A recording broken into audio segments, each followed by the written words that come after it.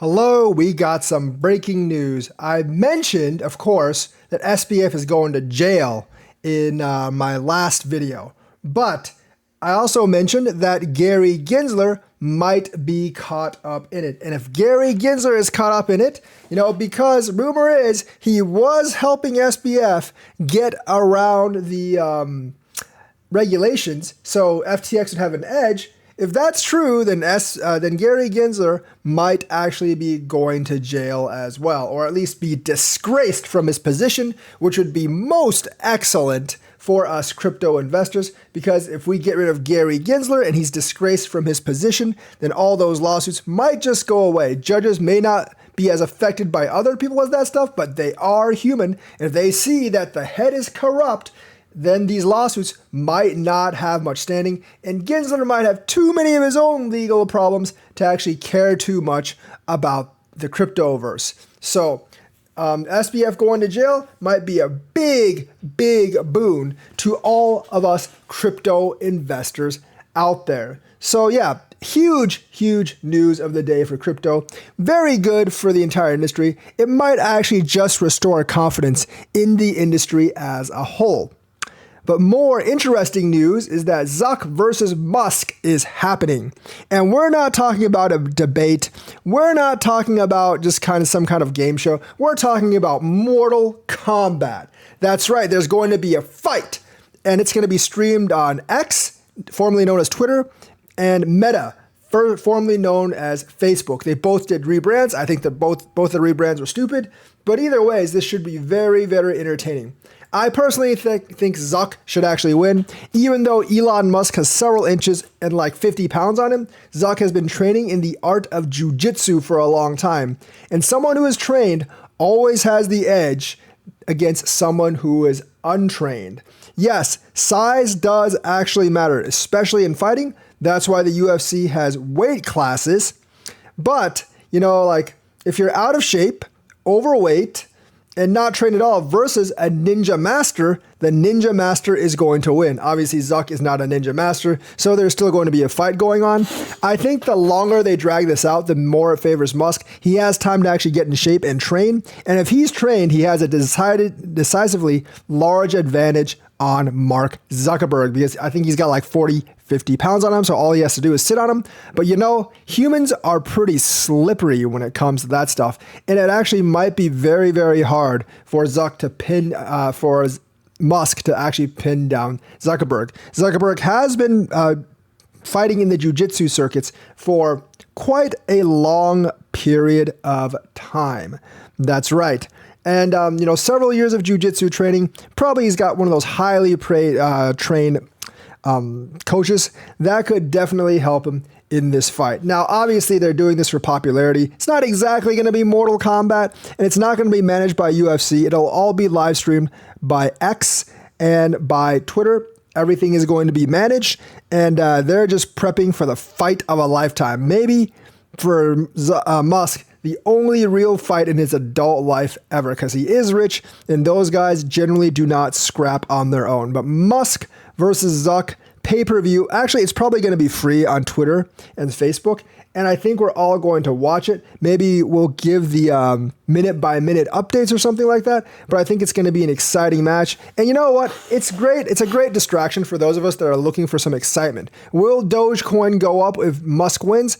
Maybe Elon Musk will actually wear the like a Dogecoin trunks, or like a Dogecoin towel or something like that, and maybe that'll actually make Dogecoin go up. And maybe he'll come in with like some Dogecoin costume, be like the Doge Man, like how they do in WWF. And when he wins, if he wins, he'll throw a bunch of Dogecoins up in the air, and that's how he will get Dogecoin to be more popular. I'm sure they're going to do this to promote X, and they're going to do this to promote Facebook, but it is going to be very, very interesting to actually see what these guys actually do in the fight. I do think this fight will be one to remember. It's probably going to be even bigger than the Jake Paul fights, because everyone knows who Mark Zuckerberg and Elon Musk is. And outside the YouTube verse, I'm not really sure how many people actually knew who Jake Paul was.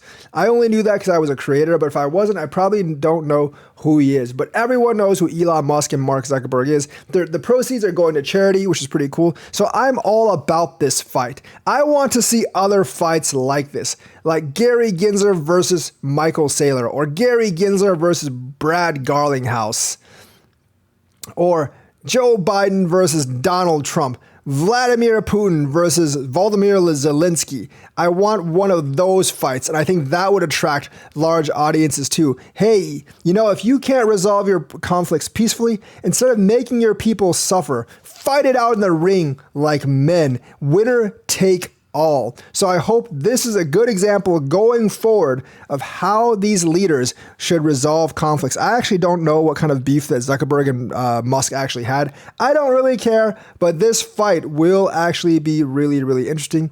In the Octagon, live streamed on both social media channels. I think it'll be incredibly exciting how this goes, and I hope that you will be watching as well. The other thing is, Cardano is once again, not getting delisted from Binance. I heard that FUD from several people, and I'm not really sure where they got it, but Binance is considering delisting the Cardano perpetual futures. I am not actually upset about that. You know why? Because I don't like futures. I definitely don't like perpetual futures. So if Binance delists those, good for Binance. It does not hurt the market. It does not hurt the spot trading volume. And the spot trading is where the liquidity actually comes from. So I don't really mind if Binance delists this, but they are not delisting Cardano. I don't know if Cardano price is really suffering from this FUD. I don't think so, because Cardano price has not actually come down from this stuff. And Cardano is rolling along just fine. So realistically, not much to see here. If anyone tells you that Binance is going to delist Cardano, they don't know what they're talking about, or they're trying to deceive you. Because Binance is 100% not going to delist Cardano, just the perpetual futures, which we don't really care about. The SEC, in not a surprise move, punted on the ARC21 ETF. Some of you were actually really hoping that the SEC would actually accept this ETF, but nah, the SEC was never really going to do that. Even Cathie Wood was like 99% sure that the SEC would punt on this ETF. Remember, the final deadline's either in January or February, and that's when the SEC is actually going to make the decision. And the other one is probably in March with BlackRock. That one's likely to get approved. If that one's likely to get approved, I do think this one will get approved. So I'm looking at January as when the ETF will actually be approved. And not just one ETF, all the ETFs. And that is only 3 months before the halving. So that's just an extra trigger for the halving for ETF approval for Bitcoin to go on a massive bull run. That's also the point where I think the interest rate hikes will definitely stop and start going in reverse. And plus, all the other events that are coming through, regulations, I definitely think we're looking for an incredible bull run from crypto when that actually happens. Plus, the US debt just got downgraded, and I think that would actually build more confidence into Bitcoin and crypto's market, because if people get less hyped about the dollar or less trustworthy than the dollar, they're going to be looking at dollar alternatives, and Bitcoin just might be that dollar alternative that gets people revved, and that will bring a lot more money into the crypto market. And if the US actually gets people into the crypto market, then other countries will follow along, and Bitcoin might actually be an alternative to third world countries or developing world countries for the dollar. It already kind of is, because a lot of those people can't get their hands on the dollar. So regardless if their country bans crypto or Bitcoin or not, they are going to use crypto and Bitcoin because they don't really have any other choice. Taiwan is also probably going to accept a Binance application. Obviously, this is Binance's segue into Asia. Taiwan's not a huge economy, but China is always watching next door, and maybe they won't want to fall behind. So they'll actually, Hong Kong might actually offer Binance a license as well, or make it easier for them to apply to one.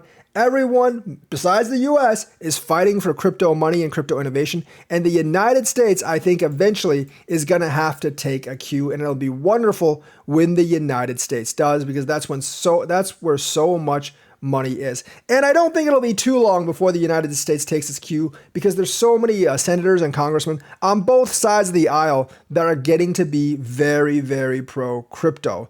You know, you have Richie Torres from the Democratic side, and you have like pretty much everyone from the Republican side. You also have the guy from Hawaii from the Democratic side, and several other Democratic senators and congressmen that are actually coming into the fold. I mean, even Maxine Waters, even though she's skeptical about crypto, she is not anti-crypto. It's only really Elizabeth Warren and Brad Sherman that are that are really anti-crypto bros, and they're assembling an anti-crypto army. But I think the anti-crypto army will be outnumbered and annihilated by the pro-crypto army come time, because senators, congressmen, they're starting to accept donations via Bitcoin and other cryptos, and they don't want to see that stream of donations and money dry up. So they're going to be fighting for crypto and not against crypto after a while.